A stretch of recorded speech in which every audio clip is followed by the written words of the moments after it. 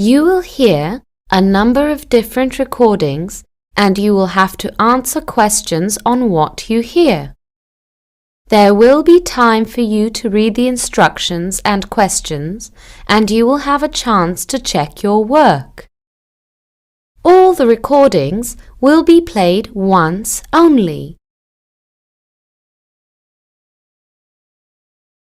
At the end of the test, you will be given 10 minutes to transfer your answers to an answer sheet.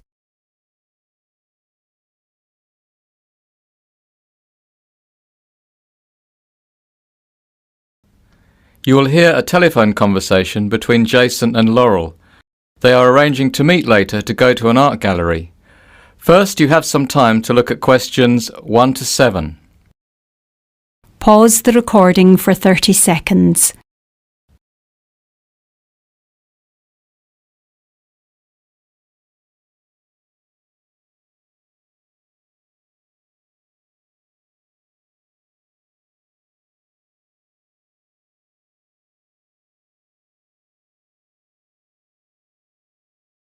Now we shall begin. You should answer the questions as you listen because you will not hear the recording a second time. Listen carefully and answer questions 1 to 7. Hi Laurel, it's Jason. How are you? Jason, so glad you called. I'm fine. You must have got my message on your answer phone. I wanted to know if you were free tomorrow to go to the opening of a Gaudi exhibition. Yes, I heard about it and thought of you straight away. So you're free tomorrow? Yes. What time do you want to go? Well, I have a class at college in the morning until 11:15. Wait, no, 11:30. So any time after then. I have a lecture until about 12:15. Well, that works perfectly. Do you want me to come and pick you up? No, you're much closer to the gallery than I am. Which gallery is it? The Tate, which is really good because I can get there pretty easily by tube. Oh, right. Okay. Where do you want to meet and at what time? If I leave when I finish my class, I can probably make the 11:55 tube. That should get me into central London in about 25 minutes. I can come to the tube to meet you by 12:30. It's probably easier to meet at the Tate. The tube is pretty quiet at that time, not the usual rush of people, so I should be okay. And they've installed a new device in the lift for wheelchairs, so I can get to the street without having to wait for long. Do you remember the old lift? Yes, it was horrible. It made that loud clanking noise, and the smell would make anyone pass out. The new lift is quicker, and the wheels of the chair lock into a safety system that allows you, and whoever else is in there with you, more room. It's a lot quicker. That's a relief. Okay, so where are we meeting? How about at the ticket office at the Tate? If I get there first, do you want me to buy you a ticket? No, I get a concession and need to show my card. Lucky you.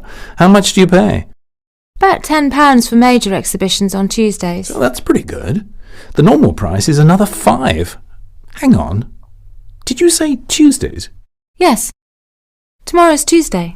Yes, you're right. Why did I think it was Wednesday? Oh, because our lecture times have all changed this week, and it's put me off. Okay, hang on. I have no class, so I can come and pick you up. Can your car take my wheelchair? Yes, I've got the van, so there's plenty of room in the back.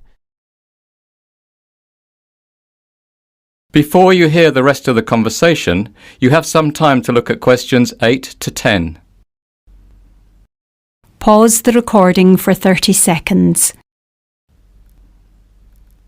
Now listen and answer questions 8 to 10. What's your address? It's flat 6, 83 Alexandra Avenue, West Hampstead. Let me write this down. Flat 6... Yes, that's 83 Alexandra Avenue. Alexandra Avenue? Yes, West Hampstead. Got it. Okay, I'll be there at 12:30. Will you be home by then? Sure will. Thanks, Jason. See you tomorrow. Okay, bye. That is the end of part 1. You now have half a minute to check your answers.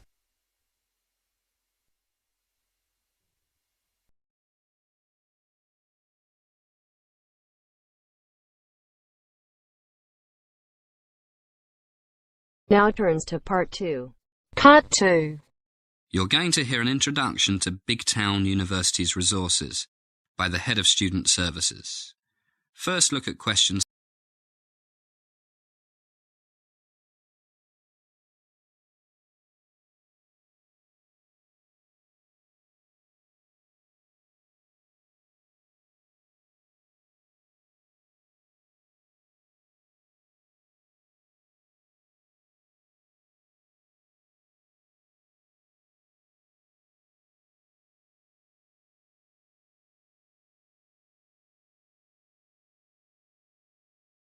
As you listen to the first part of the talk, answer questions.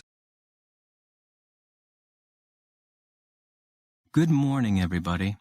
It's great to see you all here, and welcome to Big Town University. My name is Robert Black, and I'm the Head of Student Services. Today, it's my pleasure to introduce you to our university's many resources, especially those that are concerned with student welfare, rather than academic resources and research facilities. So I'll start with my department, Student Services. Our offices are all in the Students' Union building, which I'm sure you have already discovered, because that's where the student bar and cafeteria are. Basically, our job is to help you stay well, mentally and physically. Then you can better enjoy your life here, and even study sometimes. To do this, we offer a variety of services. One is our student counseling service. For many of you, it's the first time you've away from home. This can take a while to adjust to for some people, and some of you will fall in love, and then your girlfriend or boyfriend will run off with your best friend. Some people look at this philosophically and say, who cares, there are plenty of fish in the sea, and then get on with life. But a few will think it's the end of the world and get depressed. Then there's the pressure of your schoolwork, which usually affects not the less clever or the most hard-working students, but those who don't manage their time properly and leave everything to the last minute. So, for these and various other reasons, some people find themselves in a depression, severe clinical depression in the worst cases. Now, it's very common for people suffering from depression to be reluctant to seek professional help. I must stress, if you find yourself in a depression that doesn't get better simply by talking it over with good friends or your parents, please come to see one of our professional counselors. They have a lot of experience in helping people get through depressions. As with all our offices, they are open during normal office hours. That's 9 to 5. But in cases of emergency, one of them is on call 24 hours a day. You can see the Student Services emergency number on the first page of your student handbook. Now look at questions 17 to 20.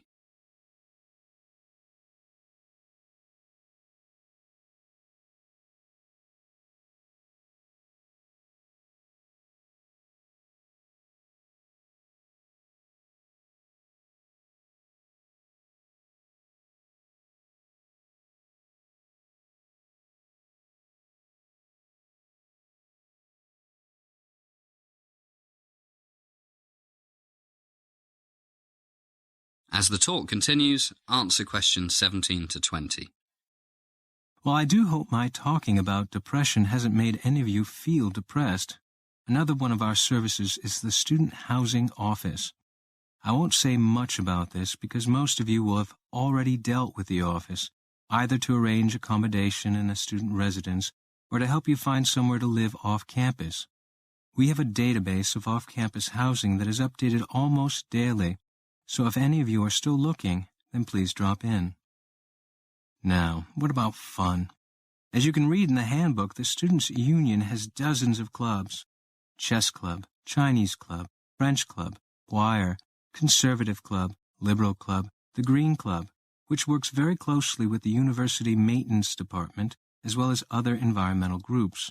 And for those of you who like mountains, there's a climbing club. Well, it would take me all day to list all of our clubs and societies, and of course all the sports teams. But I do recommend that you join one or two of them. It's a great way for new students to make new friends. Mentioning sports, our brand new fitness center opened last week, and the indoor swimming pool has just been renovated. They are open from 6 a.m. to 11 at night, 7 days a week, except for holidays like Christmas and the New Year. Of course, they are free of charge for students. Just show your student card. I really must recommend that you check out the new fitness center. It's got all the very latest in high-tech strength training machines, free weights room, everything you'd expect for over $25 million. Okay, we've covered counseling, housing, clubs, sports, keeping fit.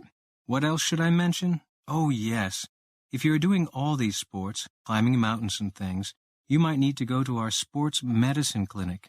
It's in the Student Health Center, which is conveniently located between the fitness center and the athletics stadium, not the football stadium. People play games and exercise 7 days a week, so the clinic is open 7 days a week, from 9 a.m. to 6 p.m. The regular medical services in the Student Health Center are open from 8 a.m. to 9 p.m., although there's always a nurse on duty for emergencies. Treatment is free only if you have registered with the provincial health plan, so make sure you take your health plan card with you if you have to see the doctor. Well, I think I've covered enough for now. I won't talk about the library or the teaching facilities, because you'll soon learn everything you need to learn when classes start on Monday. Thank you, and good luck to you.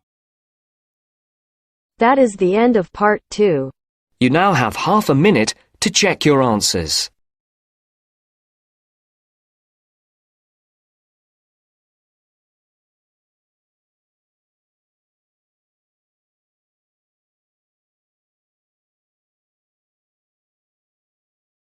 Now turns to part 3. Part 3. You will hear from a psychology student, Joanna, discussing with her supervisor about her research in music and psychology. First, you have some time to look at questions 21 to 26.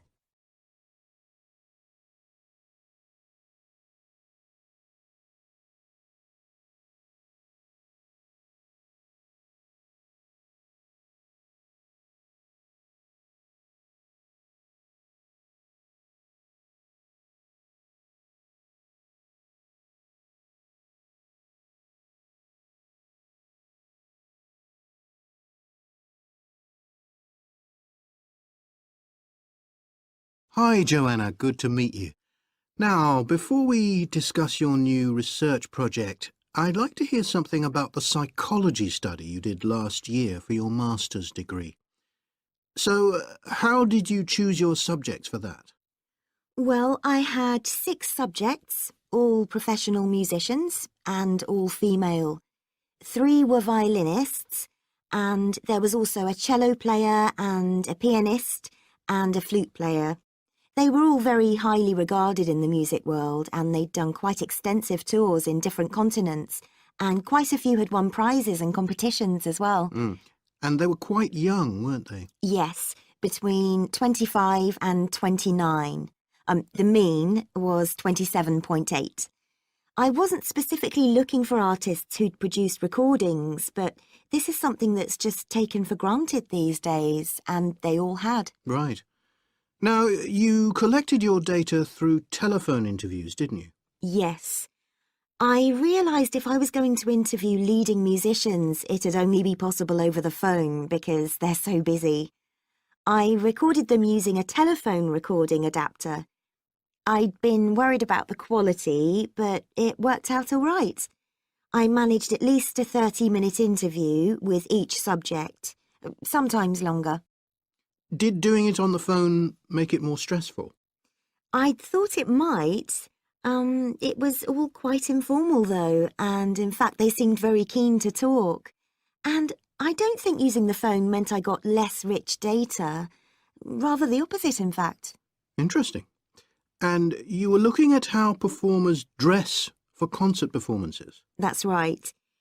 My research investigated the way players see their role as a musician and how this is linked to the type of clothing they decide to wear.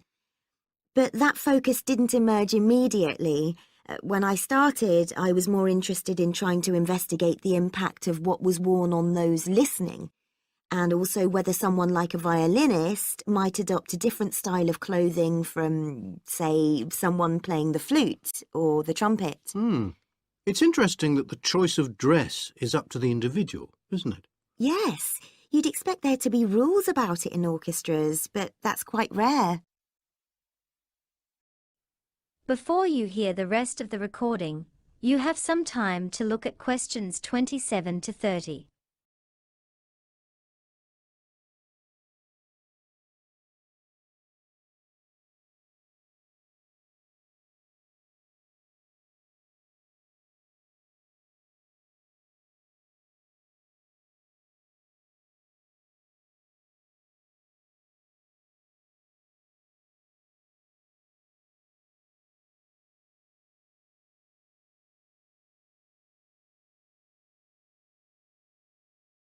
You only had women performers in your study.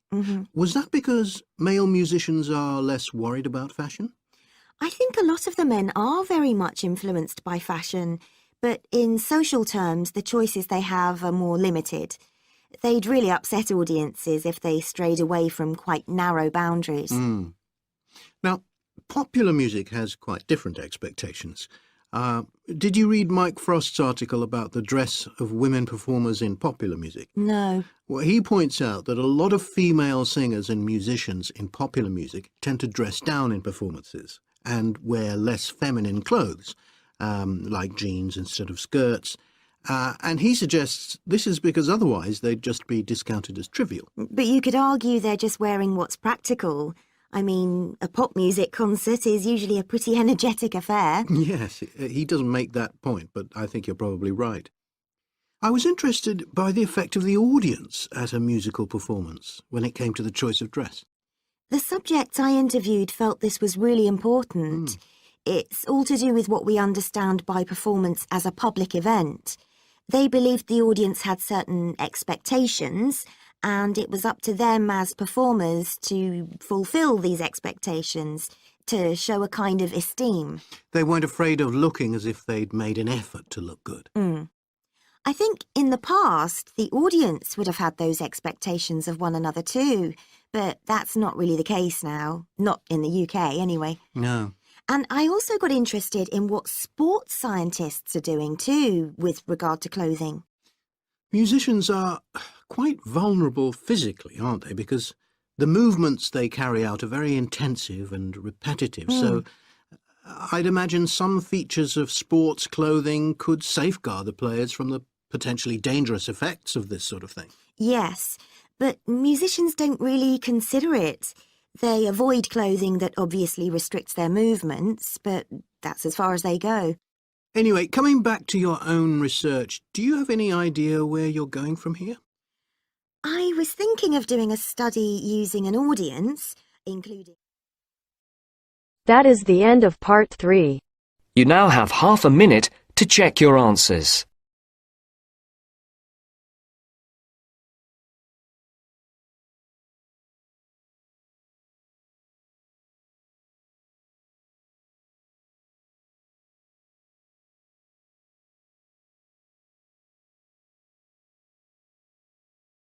Now turns to part 4. Part 4. You will hear a lecture about crocodiles. First, you have some time to look at questions 31 to 40.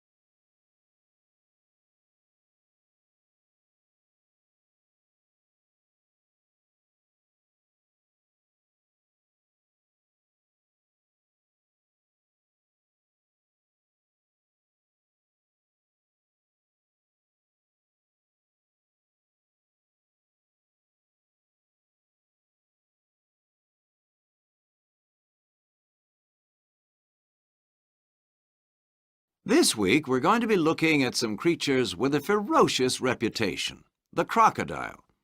The largest species of crocodile in the world is the saltwater or estuarine crocodile, which can be found in Southeast Asia and, more especially, in northern Australia.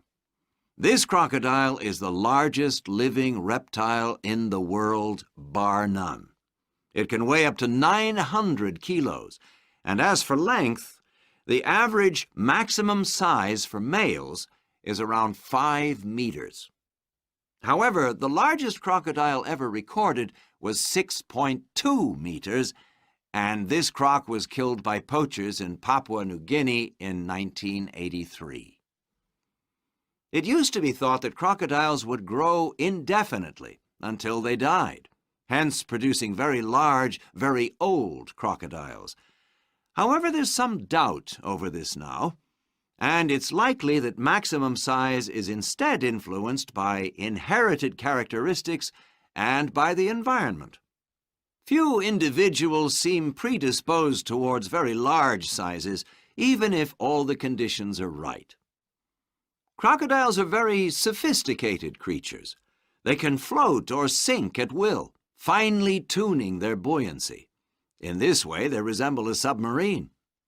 The liver is squeezed back to make more room for the expanded lungs.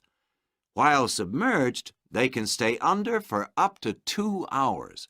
A protective membrane closes over their eyes like swimming goggles. Crocodiles feed on a large variety of prey, such as small mammals, birds, and even domestic livestock. They have very strong jaws, but they don't chew their food. They swallow it in large chunks, and it is broken down in the stomach. Crocodiles can go for long periods without eating. There are, in fact, numerous examples of the animals not feeding for a whole year. They become extremely thin, but they're still active and are perfectly capable of feeding when food appears. Some species of crocodile can even tolerate freezing temperatures. This is because a crocodile has a very sophisticated circulatory system, with a heart more like a mammal's than a reptile's. Because crocodiles look like logs of wood, people assume, wrongly, that they will behave in the same way. However, studies have shown that crocodiles are quite complex socially. Individuals know other individuals and have long-term relationships with each other. They also learn very rapidly how to avoid dangerous situations. Some species can also become quite tame. One crocodile biologist, Federico Medem, described a doctor in Colombia who had an Orinoco crocodile. He had raised it from a baby. This crocodile was a female about 3 meters long, and it played with the children and the family dog. Crocodiles of all species are threatened by many human activities. In the past, commercial overexploitation by skin collectors and indiscriminate killing by frightened villagers have resulted in many species suffering drastic declines in numbers. But no species has become extinct because of human exploitation. However, what is most threatening the crocodile is destruction of its habitat. Because they are quite large animals, they require areas that are both large and diverse, and this brings them into conflict with local farmers and fishermen. One conservation project which is working well is with Nile crocodiles in the Okavango Delta in Botswana. Although the Nile crocodile is not listed as endangered, research suggests it should be. The number of nest sites has decreased by 1/3 in the last 15 years.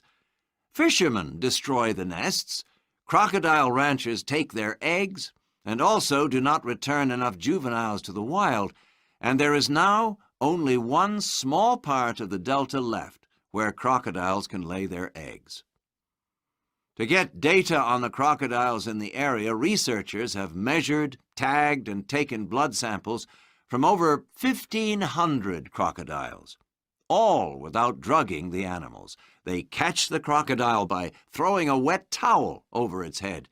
This is important, as a dry towel would come off too easily, thus allowing the crocodile time to escape. And they tie up its jaw with rubber bands. The animal is then released. Countries encountering a decrease in their crocodile population include Bangladesh, China, and Madagascar.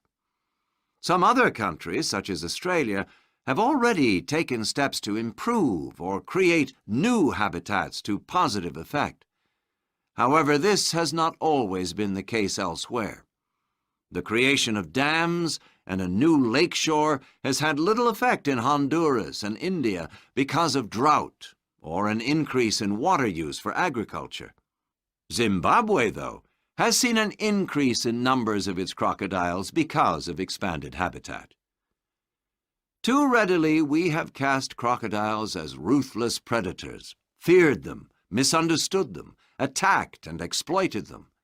But they are great survivors that go back more than 70 million years. We must do everything we can to make sure that crocodiles live on, looking and behaving much the same as they do today. That is the end of part 4. You now have half a minute to check your answers.